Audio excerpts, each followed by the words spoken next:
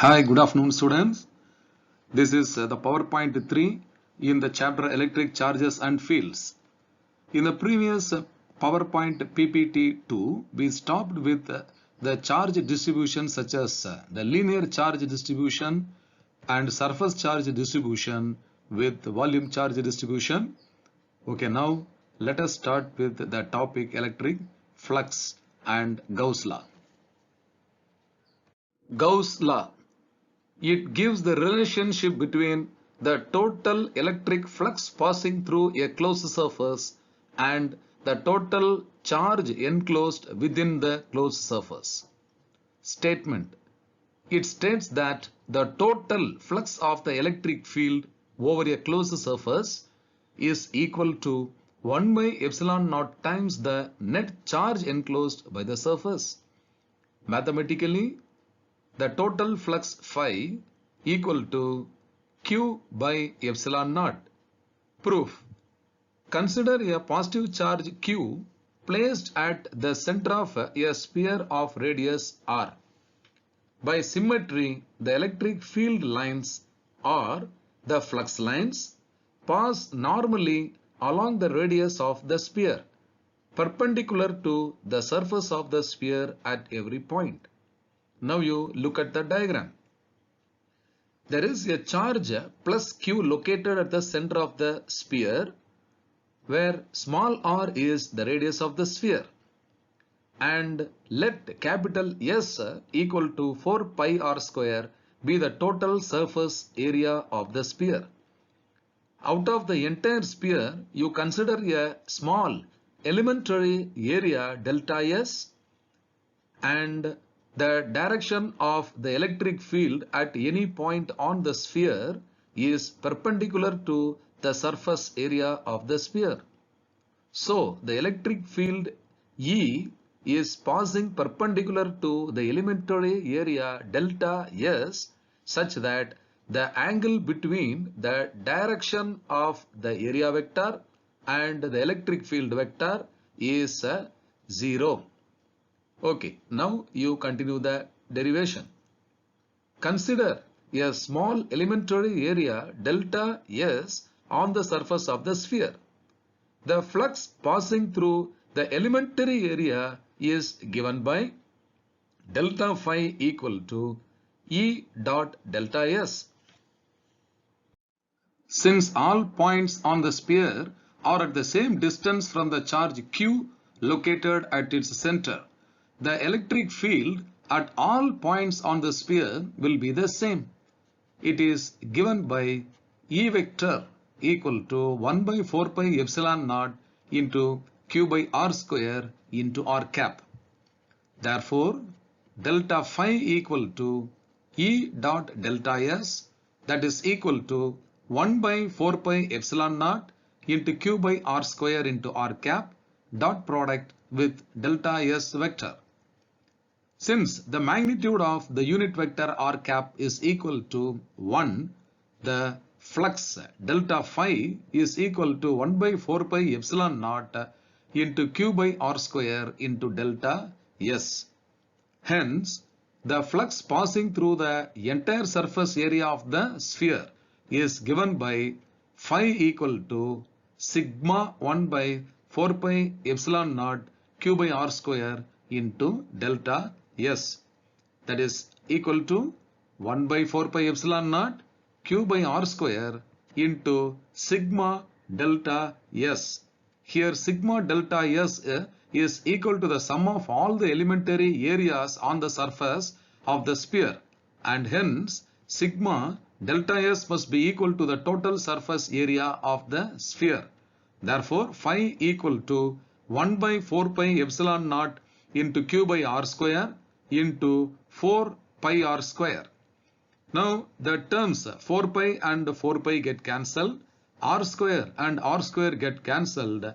Therefore, phi is equal to Q by epsilon naught, where phi is equal to the total flux passing through the entire surface and Q is the total charge enclosed inside the surface.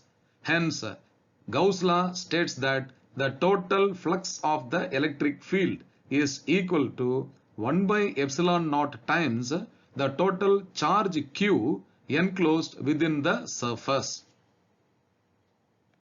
Significance of Gauss law. 1. Gauss law is true for any closed surface no matter what its shape or size. 2. The term Q represents the net charge, that is the sum of all the charges located inside the surface. In the previous derivation, we have seen only one charge, a small q located at the center of the sphere. Suppose if 2 or 3 charges, either positive or negative, are located inside the closed surface like that of a sphere anywhere, the net charge is equal to the algebraic sum of all the charges. 3. The surface that we choose for the application of Gauss law is called the Gaussian surface. 4. In the situation when the surface is so chosen that there are some charges inside and some outside, the electric field is due to all the charges, both inside and outside the area S. However, Q represents only the total charge inside S. I will explain this point 4 in a better way. Suppose you imagine if there are some charges outside the Gaussian surface and some charges are inside the Gaussian surface, then who is going to contribute to the electric flux is only the charges present inside the Gaussian surface. But electric field will be due to the charges located inside the surface as well as outside the Gaussian surface. 5. Gauss law is often useful towards a much easier calculation of the electrostatic field when the system has some symmetry such as the sphere or cylinder. I will explain the 5th point in a much better way. Suppose if you take a single point charge, then the nature or shape of the electric field has a spherical symmetry. Suppose if you take a thin wire holding charges, then the shape of the Gaussian surface has a cylindrical symmetry. So in such cases where there is a symmetry of the Gaussian surface, it is easy to calculate the electrostatic field using Gauss law. Point number 6. Gauss law is based on the inverse square dependence on distance contained in the Coulomb's law. Applications of Gauss law. Number 1. Field due to an infinitely long straight uniformly charged wire. Look at the picture A first. There is a long wire held vertically with positive charges. Let lambda be the charge per unit length, that is linear charge density of the wire. And let us consider a point P which is at a perpendicular distance of small r from the charged wire. Okay, you read the derivation. Consider an infinitely long, thin, straight wire with uniform linear charge density lambda such that the wire is an axis of symmetry. Let P be a point located at a perpendicular distance small r from the wire. Once again, you look at the picture B. In the picture B, we are supposed to find the electric field at the point P. For that, let us assume two small charge elements A1 and A2 such that A1 is shown below and A2 is shown above. At the point P, the electric field due to the charge element A1 is pointed upwards and the electric field at P due to the charge element A2 is pointed downwards. Resolving these two into horizontal and vertical components, their vertical components get cancelled and their horizontal components get added up. And the net electric field due to these two charge elements at point P is equal to capital E vector. Okay, now you read the second paragraph. Consider two small charge elements A1 and A2 on the wire, which are at equal distances from the point P. Hence, the electric field must have the same magnitude at these points on the circle of radius R. The direction of electric field at every point must be radially outward if lambda is greater than 0, that is for positive charge, and inward if lambda is less than 0, that is for negative charge. The resultant electric field due to these two charge elements A1 and A2 point radially away from the charged wire, and the magnitude of the electric field is the same at all points on the circle of radius R due to symmetry. Let us choose a cylindrical Gaussian surface of radius R and length L as shown in the figure below.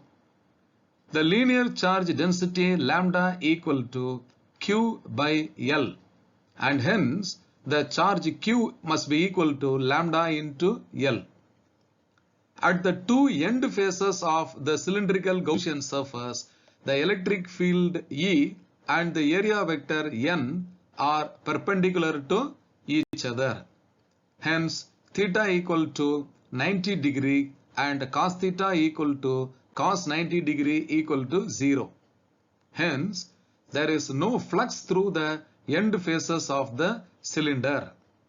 Hence, total flux through the Gaussian surface is phi equal to flux through the curved cylindrical part of the surface, that is equal to electric field into lateral surface area of the cylinder. So flux phi equal to E into 2 pi r L.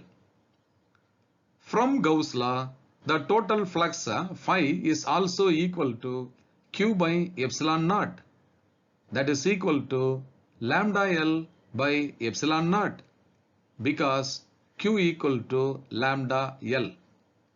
Therefore, phi equal to lambda L by epsilon naught. Equating these two, we can write E into 2 pi r L is equal to lambda L by epsilon naught. L gets cancelled, and hence the electric field vector must be equal to lambda by 2 pi epsilon naught r into r cap, where r cap is the radial unit vector in the plane normal to the wire passing through the point. E is directed outward if lambda is positive and inward if lambda is negative. It is found that the magnitude of the electric field E is inversely proportional to the distance of the point P. Now you just look at the last diagram. In the last diagram, you can see that the cylindrical surface is drawn with the wire as the axis of symmetry. Because of symmetry, the electric lines of force will be starting from the wire and passing outward radially, so that at every point on the lateral surface area, the flux lines will pass. But there is no single line passing through the two end faces of the cylinder. So an extra diagram is given. This fourth diagram you need not draw in the exam. It is for your self explanation. You just look at the end face at the top. The top surface is a circular surface, and hence the area vector for that circle is denoted by n cap, which is perpendicular to the top surface, whereas electric field vector is pointed leftward in the horizontal direction. Hence, the angle between the electric field vector E and the area vector n cap is equal to 90 degree, and hence cos 90 is equal to 0, and there is no flux through the top surface. In a similar way, you can look the circular end face at the bottom. Here also, the area vector is pointed downward and the electric field vector is pointed horizontally, and hence there is no flux through the bottom end face also. Have you all understood, students? The second application is electric field due to an uniformly charged infinite plane sheet. You look at the diagram first. You can see a vertical plane sheet containing positive charges. By symmetry, there will be electric field lines on the left side of the sheet as well as on the right side of the sheet. But there is no electric field lines parallel to the sheet. Hence, in the diagram, the Gaussian surface assumed is cylindrical in shape, which passes through the vertical sheet, and it is represented that at point P distant x from the center, there is an electric field towards the right. At the same distance x on the left hand side at point P dash, the electric field will be the same. Now let us go to the derivation. Consider an infinite plane sheet of charges with uniform charge density sigma equal to q by a. Let P be a point at a distance x from the sheet as shown in the figure. We take the x-axis normal to the given plane. By symmetry, the electric field will not depend on y and z coordinates, and its direction at every point must be parallel to the x direction. Since the plane is infinitely large, the electric field should be the same at all points equidistant from the plane and radially directed outward at all points. Consider a cylindrical Gaussian surface of length 2x and area A of the flat surfaces such that the infinite plane sheet passes perpendicularly through the middle part of the Gaussian surface. As seen from the figure, only the two faces 1 and 2 will contribute to the flux, since the electric field lines are perpendicular to the faces. There is no flux through the lateral surface of the cylinder. Therefore, flux through face 1 equal to sigma E dot dA, which is equal to sigma E dA cos 0, that is equal to E into sigma dA, that is equal to EA. Similarly, flux through the face 2 is also equal to EA. Hence, total flux through the two end faces, that is, total flux through the Gaussian surface is phi equal to 2EA. From Gauss law, the total flux is given by phi equal to q by epsilon naught, which is also equal to sigma A by epsilon naught. From equations 1 and 2, 2EA is equal to sigma A by epsilon naught. Cancelling the area factor A on both sides and rearranging, we get E equal to sigma by 2 epsilon naught. In vector form, vector E is equal to sigma by 2 epsilon naught into n cap, where n cap is a unit vector normal to the plane of the two end faces. Note, the first point is direction of electric field E is away from the plate if sigma is positive and towards the plate if sigma is negative. 2. E vector is independent of the distance r, It means the electric field at any distance from a plane charged infinite sheet remains the same. Application 3 is not mentioned in our textbook. Still, it is very important to solve MCQs in competitive exams such as AEEE, JEE and NEET. 3. Electric field due to two parallel charged sheets. Now, you look at the picture. There are two charged sheets holding positive charges and negative charges respectively from left to right. We are supposed to consider any point in between the two sheets as well as outside the two sheets and find the net electric field. Now you look at the steps.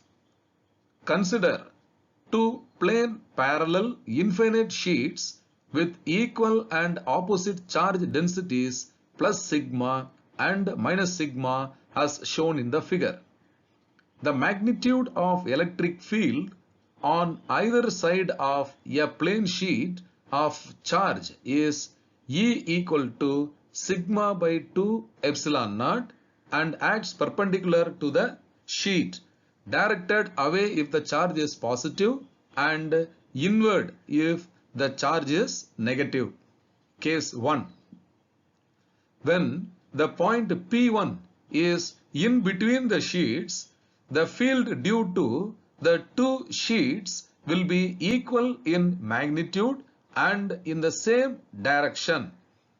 The resultant field at P1 is E equal to E1 plus E2, which is equal to sigma by 2 epsilon naught plus sigma by 2 epsilon naught, that is equal to sigma by epsilon naught, and the net field acts towards the right.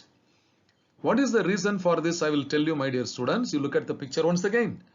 Where is the point P1 located? In between the two sheets.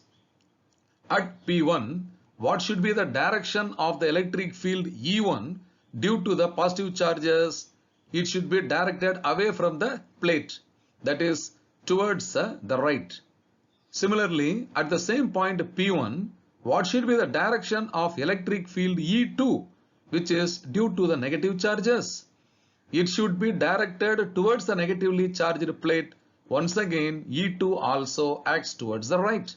Since E1 and E2 both are acting towards the right hand side, the net field E must be equal to E1 plus E2. I hope you should have understood. Now case 2. At a point P2 outside the sheets, the electric field will be equal in magnitude and opposite in direction. Hence, the resultant field at P2 is E equal to E1 minus E2, that is equal to sigma by 2 epsilon naught minus sigma by 2 epsilon naught, that is equal to 0. Once again, you look at the diagram. See the point P2.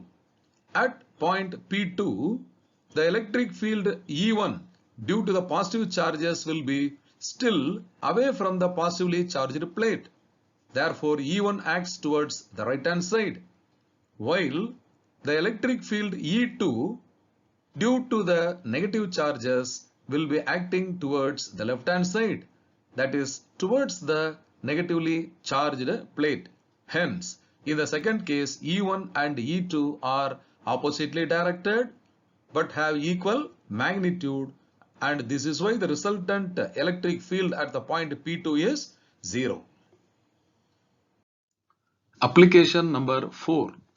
Field due to a uniformly charged thin spherical shell. Consider a uniformly charged spherical shell of radius capital R and total charge capital Q as shown in figure. Let sigma be the uniform surface charge density, that is sigma equal to Q by A. The field at any point P outside or inside can depend only on small r, the radial distance from the center of the shell to the point P, and must be radial. That is, it acts along the radius vector. Case 1. At a point outside the spherical shell, that is, small r is greater than capital R. Consider a point P outside the shell with radius vector small r. To calculate the electric field E at P, we take the Gaussian surface to be a sphere of radius small r and with the center O passing through the point P. Due to the spherical symmetry, the electric field at each point of the Gaussian surface has the same magnitude E and is along the radius vector at each point. Thus, vector E and elementary area delta S at every point are parallel and the flux through each element is E delta S. Hence, the total flux through the entire surface of the sphere of radius small r is phi equal to E into sigma delta S, which is equal to E into total surface area of the larger sphere, and hence phi equal to E into 4 pi r square. But from Gauss law, the total flux phi is also equal to Q by epsilon naught, which is equal to sigma A by epsilon naught, where capital A is equal to 4 pi into capital R square, which is equal to the surface area of the given sphere.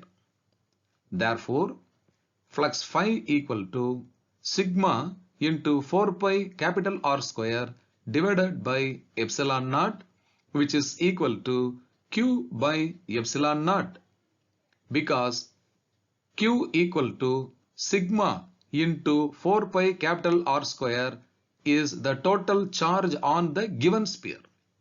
Therefore, phi equal to Q by epsilon naught. Equating 1 and 2, we get E into 4 pi small r square is equal to Q by epsilon naught, or capital E is equal to Q by 4 pi epsilon naught small r square. In vector form, E vector is equal to Q by 4 pi epsilon naught r square into r cap. The electric field is directed outward if Q is greater than 0, that is positive, and inward if Q is less than 0, that is negative. This, however, is exactly equal to the field produced by a charge Q placed at the center O of the sphere. Thus, for points outside the shell, the field due to a uniformly charged spherical shell is as if the entire charge of the shell is concentrated at its center. Case 2. At a point on the surface of the spherical shell, that is, small r is equal to capital R. The electric field at any point on the spherical shell is capital E is equal to Q by 4 pi epsilon naught capital R square. In vector form, E vector is equal to Q by 4 pi epsilon naught R square into R cap. Case 3. At a point inside the spherical shell, that is, small r is less than capital R. Look at the picture. The actual sphere holding the charge capital Q is the dark sphere, and in this case the point P is lying inside the given sphere. And imagine the Gaussian surface is another smaller sphere denoted by the dotted circle passing through the given point P having a radius small r. Okay, now see the derivation. The point P is inside the shell. The Gaussian surface is again a sphere through the point P centered at O. The total flux through the Gaussian surface is phi equal to capital E into 4 pi small r square. But from Gauss law, the total flux also is given by phi equal to capital Q by epsilon naught equal to 0. This is because the charge enclosed by the smaller Gaussian spherical surface Q is equal to 0. I will explain once again this point.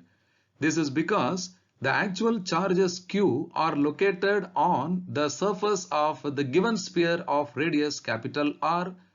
The Gaussian surface, which is a smaller sphere, is not holding any charge, and hence the charge on the Gaussian surface Q must be equal to 0. Hence, the electric field due to the uniformly charged spherical shell is 0 at all points inside the shell. This fact is used in electrostatic shielding, that is, isolating a certain region of space from an external electric field. Okay students, by this the first chapter in physics, namely electric charges and fields, is getting over. I hope you must have understood the concepts. Wish you success. Bye.